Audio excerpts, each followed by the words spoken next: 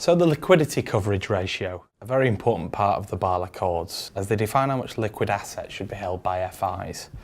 How do these regulations affect those in the Treasury and finance world?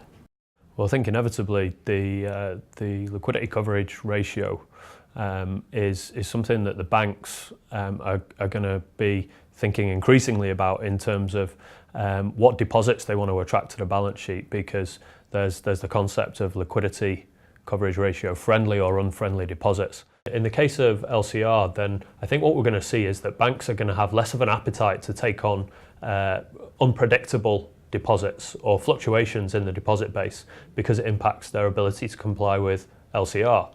So what the customers are going to be faced with is that banks will introduce measures to encourage predictable behaviour from their customer base.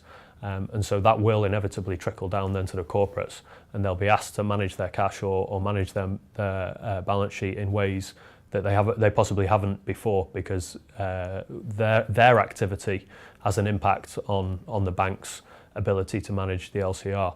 And so what I think that means is, bringing this sort of full circle from a technology perspective, then those corporates need the right tools to be able to manage their balance sheet and their cash flows according to the bank's requirements. They can't simply have the onus put on them without having the right levers in place to do so.